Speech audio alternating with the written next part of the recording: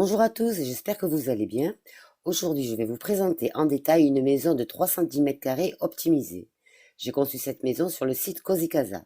Je l'ai meublée au minimum, car comme vous le savez, les aménagements que l'on appelle aussi composants ralentissent les déplacements. Je vais vous la présenter étage par étage, dans un premier temps. Vous verrez le plan avec les mesures de chaque pièce au mètre carré, puis une vue générale 3D. Nous allons commencer avec les vues extérieures, côté sud, ouest, nord et est. À la fin de ma présentation, j'ai joint à la vidéo quelques photos, étage par étage. J'aurais souhaité faire une vidéo avec l'onglet visite, mais c'était impossible. Les déplacements sont trop longs et cela est dû à la taille de la maison et au nombre de composants. Nous allons commencer tout de suite avec les vues extérieures. Voici la vue de la maison côté sud. Cette vue-là, vous la connaissez, c'est celle qui est en présentation. Vous reconnaissez bien sûr la grande terrasse, d'accord, avec des rambardes en verre. Et j'ai rajouté une pièce de plus. Vue côté ouest, donc la fameuse pièce qui inclut une salle de jeu plus une chambre à coucher, le plafond cathédrale, et ici se situe le bureau mezzanine. Côté nord, 2 chambres à l'étage, la fenêtre du bureau, 2 salles de bain. Et bien sûr, ici, l'escalier avec le brise-vue aux fenêtres. Enfin, le côté est, où se situe la porte d'entrée, avec le balcon protégé et une entrée de service. Maintenant, nous allons passer au rez-de-chaussée. Voici le plan du rez-de-chaussée. Il mesure 153 m². Vous voyez ici apparaître en vert les mesures donc de chaque pièce au mètre carré. Depuis la dernière présentation de ma maison, enfin depuis la présentation du rez-de-chaussée, j'ai rajouté donc une buanderie dédiée ici, une chambre et une salle de jeu. À la buanderie, j'ai rajouté un élément ici dont je vous parlerai avec la vue 3D. Allez, on y va. La vue 3D du rez-de-chaussée donc comprend tous les éléments, tous les fameux composants que vous voyez apparaître, donc les lustres, fauteuils, canapés. Alors, dans le détail, donc l'entrée se fait ici. Ici, vous avez un point d'eau avec une toilette. Une espèce de dressing ici pour déposer tous les vêtements quand on rentre à la maison. Ici, il se situe un meuble pour poser les sacs à main. Et comme vous pouvez le constater, ici, vous avez une espèce de petit jardin exotique. C'est une petite serre. Hein. Vous vous rappelez, les murs de mon escalier sont en verre transparent. Donc c'est un peu un petit jardin exotique. C'est pour égayer un petit peu l'entrée. Donc l'entrée se fait ici. Et pour aller au premier étage, il faut faire tout le tour et monter par l'escalier ici. D'accord? Donc ensuite, qu'est-ce que j'ai rajouté? Ah oui, alors, la fameuse buanderie. Une buanderie, toutes les femmes en ont besoin. Et toutes les femmes, de toute façon, en veulent une.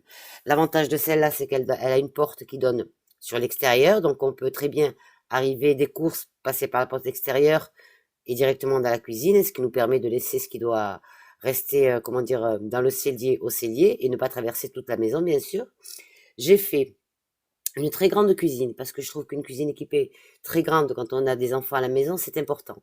C'est important pour que les repas se fassent au niveau donc de cet endroit-là, hein, que la maman ne soit plus coupée du reste de la famille et qu'elle puisse participer à la vie de la famille en même temps qu'elle prépare les repas. Ici, vous avez donc un grand salon. J'ai mis un grand salon pour recevoir du monde ou même pour visionner un film avec les enfants. Ensuite, là, vous avez un escalier. L'escalier qui nous mène, bien sûr, au bureau mezzanine qu'on verra à partir de la vue 3D du premier étage. Et j'ai rajouté également une salle de jeu pour les enfants, pour les ados et pour les plus petits, ainsi que une chambre ici au rez-de-chaussée. Parce que toute personne qui va venir dormir à la maison ou qui va être invitée ne pourra peut-être pas à chaque fois monter les escaliers, surtout si c'est des grands-parents. Donc on préfère quand même toujours laisser nos grands-parents au rez-de-chaussée, c'est préférable. Et puis de toute façon, on ne sait jamais ce qui peut arriver, vaut mieux avoir une chambre au rez-de-chaussée. Dans la chambre du rez-de-chaussée, vous pouvez apercevoir donc ici une douche, hein, un coin salle de bain, enfin salle de bain avec une douche, et là se situe un vasque. Là vous avez un dressing. Ensuite, la salle de jeu. La salle de jeu, elle est consacrée donc aux tout petits pour que la maman ou la famille puisse, jeter un œil sur les tout petits quand ils s'amusent, parce que souvent, dans les maisons que j'ai visitées, souvent les parents, malheureusement, par manque de place, ont à cet endroit-là, donc à l'endroit qui paraît le plus sûr et le plus certain, et surtout au vu des yeux de tout le monde, des parcs, des jeux, en fait, le coin jeu des tout petits se situe souvent ici, dans les endroits les plus, les moins dangereux. Or là, si vous voulez, on a possibilité de laisser les tout petits ici et de pouvoir jeter un œil dessus quand on est à la cuisine ou même quand on est au salon. C'est beaucoup plus pratique.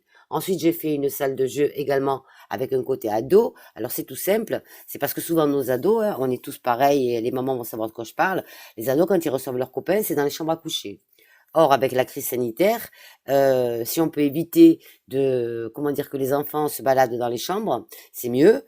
Surtout que les ados, ben, ils sont tous pareils, hein, on ne sait pas où ils se sont assis avant de venir. Souvent au lycée, au collège, on s'assoit par terre, on s'assoit sur des bancs, on s'assoit partout. Donc voilà, ça c'est un coin ado. Ado et tout petit. On peut également fermer ici par une baie vitrée pour leur accorder un peu plus d'intimité. Alors voilà, c'est le rez-de-chaussée que j'ai pensé, auquel j'ai pensé quand j'ai conçu cette maison parce que je trouve qu'elle comporte un petit peu tout. Il y a un coin pour tout le monde et tout le monde peut se retrouver au même endroit, bien sûr sans mur qui sépare ou quoi que ce soit. Alors moi j'ai pensé également, enfin vous allez me dire, il manque la table de la salle à manger. Alors la table de salle à manger déjà, on n'invite pas du monde tous les soirs. On n'a pas des réceptions tous les soirs. Alors, au pire des cas, ce qu'on fait, comme ici, l'espace est suffisamment grand, on peut avoir une table de salle à manger adaptable qu'on sort quand il y a du monde et qu'on replie quand les invités s'en vont. Donc là, il y a une très grande surface qui peut contenir une table de salle à manger. Allez, nous allons passer maintenant. Ah oui, non, une chose que j'ai oubliée. Dans ma buanderie. Vous voyez ici, il y a une colonne. D'accord? Il y a une colonne que vous allez retrouver à tous les étages. Donc, au rez-de-chaussée, cet endroit-là sert pour le cellier. Au premier étage, il va servir de salle de bain. Au deuxième étage, il va servir de salle de bain aussi. D'accord? La maison comporte trois salles de bain, 3 points d'eau en fait. Donc ici, cette colonne, c'est un monte-charge. C'est un monte-charge parce que quand on a une maison avec 2 étages, on va pas se trimballer, excusez-moi du mot, on va pas se trimballer le linge sale, le monter, le descendre, le monter et descendre. Et puis certaines fois, on n'a pas que du linge sale, il y a le linge propre aussi à remonter et tout autre matériel. Donc ce conduit, en fait, c'est un monte-charge. Ça sert simplement à, comment dire, à pouvoir transporter tout ce qui est à transporter ou à descendre des étages. Là, vous voyez, dans ma buanderie, j'ai même mis des machines à laver. Allez, maintenant, on va monter au premier étage. Le voici. Alors, vous allez reconnaître un petit peu, donc là, les toits. Vous avez vu, ici, en dessous, c'est la cuisine, enfin une partie de la cuisine. Et là, c'est tout annexe que j'ai rajouté, hein, la chambre d'amis et la salle de jeu. Ici, vous avez le bureau mezzanine. Bien sûr, il apparaît au premier étage parce qu'il y a une trémie et que là, c'est le toit, enfin le plafond cathédrale. D'accord? En dessous se situe le salon. Oui, le salon, oui, c'est le salon ici. Donc voilà. Alors moi, le premier étage, je l'ai consacré totalement aux parents. Pourquoi? Parce que les parents, ben, ils sont méritants. Hein. Et donc, j'ai voulu leur faire une chambre suffisamment grande. En fait, c'est une suite parentale. Donc, au premier étage, donc on monte par l'escalier. On arrive ici. Ici, vous avez l'accès à ce fameux balcon. Voilà ici, qui servira, donc qui est fermé. Hein, enfin, qui est fermé. Je veux dire, les rambardes sont pleines. Hein, qui servira donc à étendre le linge. Là, vous avez la fameuse grande terrasse que vous avez vue donc en début de vidéo et qui m'a servi pour un tuto. Donc voilà, donc de par cet escalier, on a possibilité d'aller dans la grande terrasse pour être un petit peu élevé et pour voir un petit peu plus de paysage. Ensuite, alors voilà la suite parentale des parents. J'y ai mis donc une grande chambre de 17 mètres carrés, donc avec un recoin ici qui va certainement servir ou pour une coiffeuse ou pour une commode. Ensuite, vous avez un passage, un dressing, une salle de bain jacuzzi. Et oui, parce qu'il faut prendre soin des parents. Salle de bain avec 2 vasques et toilettes. Alors, on va regarder cette vue-là en 3D. La voici. Alors, vous reconnaîtrez donc l'escalier est ici. D'accord? Enfin, c'est en dessous. On arrive par là. Voilà. Là, vous avez le balcon, le fameux balcon pour étendre le linge. Le fameux accès ici à la terrasse, à la grande terrasse, et la chambre des parents. Chambre des parents, donc avec un lit double, 2 armoires, d'accord, 2 dressings. Donc, ouverture totale, hein, ouverture ici aussi, avec la baignoire jacuzzi, 2 vasques ici pour la salle de bain des parents, une douche italienne ici et un WC indépendant. Un WC indépendant, pourquoi? Parce que comme comme la chambre est totalement ouverte, hein, vous voyez, là, il y a juste un passage, il est préférable quand même de mettre un WC indépendant pour avoir un petit peu d'intimité.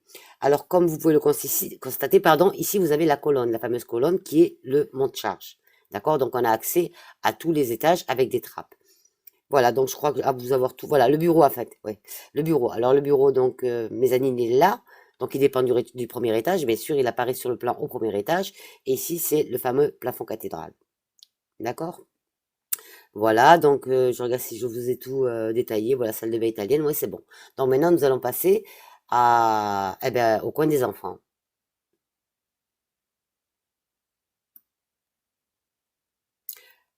Alors, il fait 93 mètres carrés, le coin des enfants. Ah, j'ai oublié de vous dire, le premier étage fait 63 mètres carrés. Je sais plus si si je l'ai déjà précisé, hein. Donc, premier étage, 63 mètres carrés. Donc, le deuxième étage, coin des enfants, 93 mètres carrés. Donc, vous voyez, il est distribué de la façon suivante. Alors, donc, escalier, toujours pareil, on arrive par là. Un grand palier suivi d'un couloir. Distribution des pièces, salle de bain, chambre. Une chambre, c'est la plus grande, chambre voilà, de 13 mètres carrés, celle de 18, et toilette commune à tous. Il n'y a que cette chambre-là qui a une salle de bain privée. Toutes les autres chambres dépendent de cette salle de bain-là. On passe à la vue 3D. La voici. Donc alors, en détail, donc l'escalier pareil avec les fameuses rambardes en verre, hein, donc, les murs sont en verre, donc voilà, il n'y a pas de rambarde. C'est quand même une protection, hein. Dans un premier temps, vous avez donc le fameux palier, le couloir, la salle de bain, donc 2 vasques avec une baignoire ici. Vous avez une première chambre ici, une deuxième chambre ici, d'accord? Ici, vous avez la chambre du tout petit, puisque c'est la plus petite pièce, donc je l'ai attribuée au plus petit. Et ici, vous avez la fameuse chambre avec la salle de bain privée qu'on affecte souvent à l'étage comme ça à un ado, parce que vous savez que les ados, surtout les filles, aiment bien à partir d'un certain âge avoir une salle de bain pour être, ben voilà, avoir une salle de bain simplement privée pour elle seule. Voilà. Donc, quoi d'autre à part ça? Vous retrouverez ici donc le WC commun à tout l'étage et la fameuse colonne qui est ici, vous voyez, avec la trappe, qui est la colonne monte-charge. Ici aussi un toilette et bien sûr du rangement sur les côtés pour tout l'étage. Voilà. Eh bien, écoutez, je crois que ma présentation est terminée. Je vous laisse maintenant visionner les photos. J'ai été encore une fois ravie de passer ce moment avec vous et surtout si vous avez aimé, n'oubliez pas de liker, de partager et surtout de vous abonner. Je vous dis à bientôt et prenez soin de vous. Bye bye.